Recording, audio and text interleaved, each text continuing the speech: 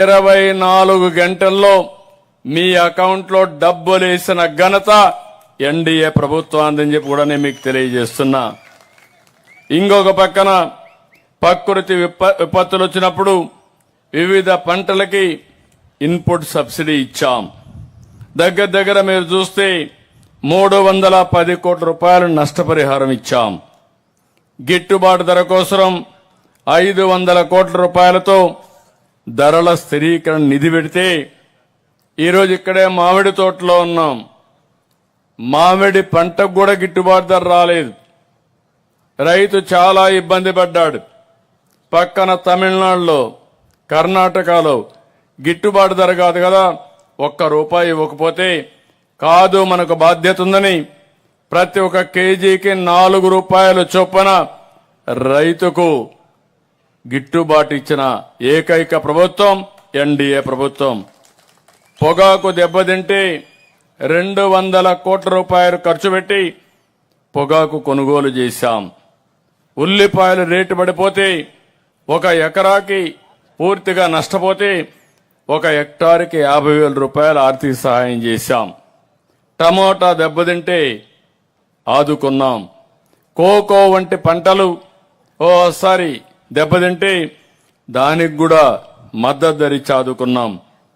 ఇప్పటికి మీరు చూస్తే 1338 కోట్ల రూపాయలు నష్టపోయిన రైతాంగానికి అండగా ఈ ప్రభుత్వం నిలబడింది. నేను ఒకే ఒక విషయం మిమ్మల్ని కోరుతున్నాను. నేను ఒక విజన్ 2047 తయారు చేశాం. ప్రధానమంత్రి గారి నాయకత్వంలో వికసిత్ భారత్ 2047, ఆంధ్రప్రదేశ్ ప్రభుత్వం స్వర్ణాంధ్ర 2047. ఈ రెండు కూడా తయారు చేసి ముందుకు పోతున్నాం. 2047కి ఒక విశిష్టత ఉంది. మనకు స్వాతంత్రం వచ్చి 100 సంవత్సరాలు అవుతుంది. ఆ 100 సంవత్సరాల్లో దేశం ఏ విధంగా ఉండాలి, రాష్ట్రం ఏ విధంగా ఉండాలనో ఆలోచిస్తున్నాం.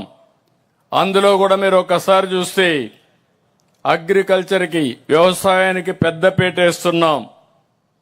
అగ్రి టెక్నాలజీ ఉపయోగిస్తున్నాం. నేను ఇక్కడ వచ్చినప్పుడు నేను చూస్తే చాలా సంతోషం.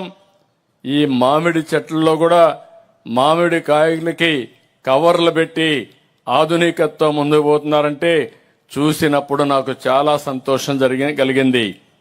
ఇప్పుడే మీ పొలాల్లో చూశాను, డ్రోన్ పెట్టి విత్తనాలన్నీ జల్లే పరిస్థితికి వచ్చారు.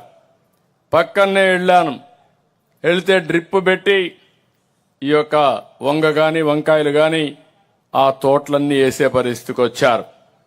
ఇక్కడే ఈరోజు కృష్ణా జిల్లాలో ఎక్కువ రొయ్యలు గాని చేపలు గాని పండిస్తారు. ఈరోజు ఆధునీకరణ తీసుకొస్తున్నాం. దీనివల్ల మీరు ఒక్కసారి చూస్తే అంత మునుపంతా కూడా మీరు చాలా ఇబ్బందులు పడ్డారు.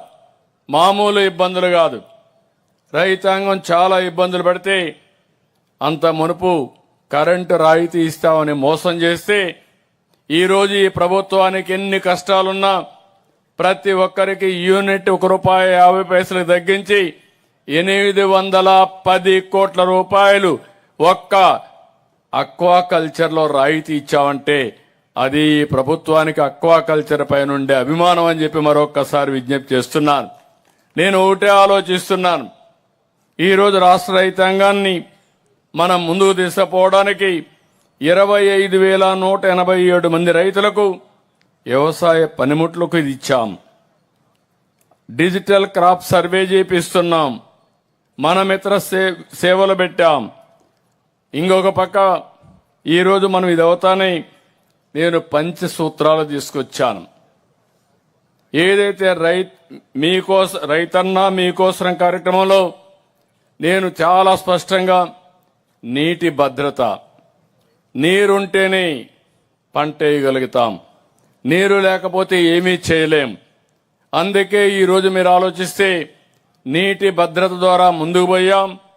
ఈరోజు ధైర్యంగా చెప్పగలుగుతున్న మన రిజర్వాయర్లో గాని అదే మాదిరిగా చిన్న చిన్న చెరువుల్లో గాని 65% నీళ్లు ఖరీఫ్ వాడుకున్న తర్వాత, రబీ కూడా కొంతవరకు వాడుకున్న తర్వాత ఈ రోజు నిల్వలున్నాయంటే అది ఈ ప్రభుత్వం యొక్క దూరదృష్టిని మరొక్కసారి మీ అందరికి విజ్ఞప్తి చేస్తున్నా. అందుకే ఒక పిలుపిచ్చాను.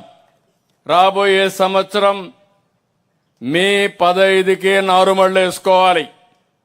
నారుమళ్లు వేసుకొని వర్షం వస్తే వర్షపు నీరుతోనే ఖరీఫ్ పూర్తి కావాలి. ఖరీఫ్ పూర్తయ్యే రోజున అన్ని రిజర్వాయర్లో నీళ్లన్నీ నిండుగా ఉంటే రబీ కూడా కొన్ని ప్రాంతాల్లో మెట్టేసుకుని రెండో పంటకు నీళ్లు తీసుకున్నా కూడా రాబోయే సంవత్సరం 75% అన్ని రిజర్వాయర్లో నీళ్లుండాలనేది నా కోరిక. దీనివల్ల ఎప్పుడైనా ఒక సంవత్సరం వర్షాలు పడకపోయినా తట్టుకునే శక్తి వస్తుంది. రాబోయే సంవత్సరమే శాస్త్రవేత్తలు చెబుతున్నారు ఎల్నినో ఉంటుందని. అలాంటి వచ్చినప్పుడు వర్షాభావం ఉన్నా, హెచ్చు తక్కువలున్నా, లేకుంటే ఎరాటిక్గా వర్షాలు పడినా మనం ఎదుర్కోవాల్సిన శక్తి రావాల్సిన అవసరం ఉంది. భూగర్భ జలాలు పెంచాం. ఎక్కడికక్కడ వాటర్ కన్జర్వేషన్ స్ట్రక్చర్స్ కట్టాం. దీనివల్ల మీరు చూస్తే 2 ఏళ్లలో 1.83 మీటర్లు భూగర్భ జలాలు పెరిగాయి. దీనివల్ల ఎక్కడికక్కడ పంప్ సెట్స్ పెట్టినప్పుడు తక్కువ ఖర్చుతో నీళ్లు పైకి తీసుకునే అవకాశం వచ్చింది. రెండవది, నీళ్లున్నాయి కాబట్టి పంటలకు ఎక్కువ ఉపయోగించుకునే పరిస్థితి వస్తుంది. వాతావరణం కూడా మెరుగుపడే పరిస్థితి వస్తుంది. అదే మాదిరిగా ఈరోజు కేబినెట్లోనే చాలా స్పష్టంగా చెప్పాం.